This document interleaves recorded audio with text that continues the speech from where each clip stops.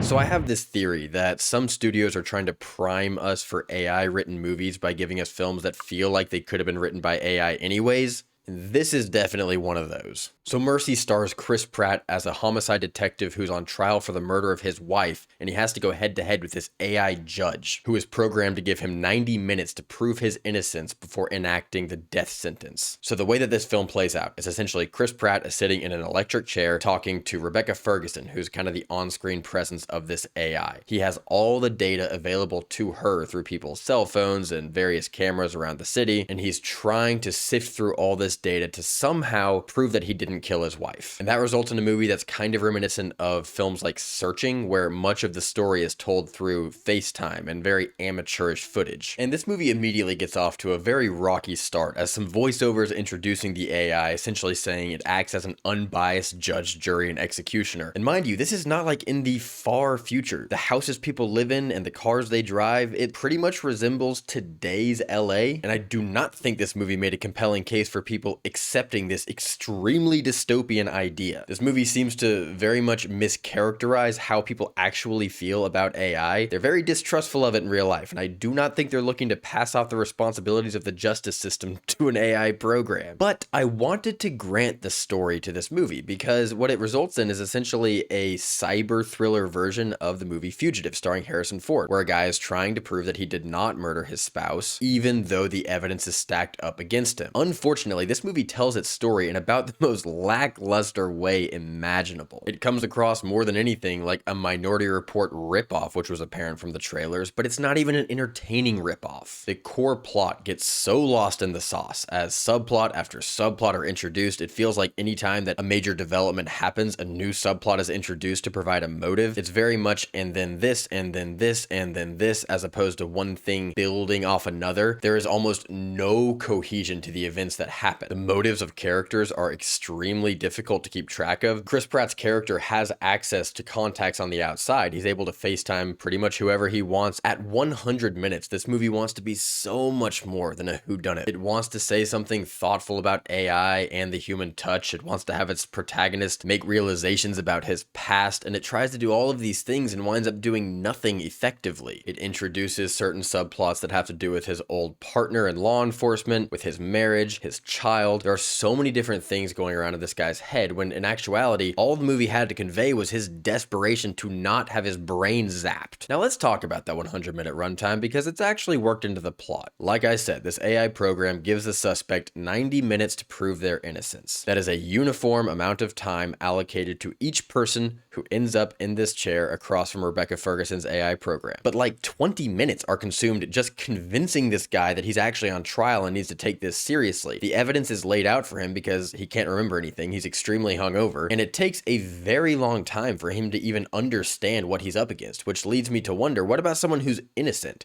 And it's going to take a really long time for them to get up to speed on what actually happened because they weren't there, and they're starting off kind of behind the eight ball because they have 90 minutes just like a guilty person has, but they don't actually know what happened. So they're going to take up half their time just trying to understand the facts. It doesn't seem like there needs to be a shot clock in this situation except for plot purposes. If this movie wanted to have something thoughtful to say about maybe how we turn these situations into reality TV and make a spectacle of the justice system, it could have done that, but that's not one of the elements in the plot. Instead, there's just 90 minutes to create tension. And so throughout the film, I was clocking certain moments where the AI was not being efficient at all and conveying information to this guy who is about to be executed. This dynamic of telling a story through a character who's seated and looking at a screen for the majority of the runtime is a really tricky one to pull off, and the filmmaker's constantly trying to find ways to make it more engaging. The camera's constantly like zooming in on certain things on screen or kind of like pulsing back and forth or just creating movement that felt very manufactured and distracting. And then the footage itself that you're looking at, it feels more gimmicky than anything else. It feels like these scenes are just captured in the cheapest way possible, where the kind of found footage aspect is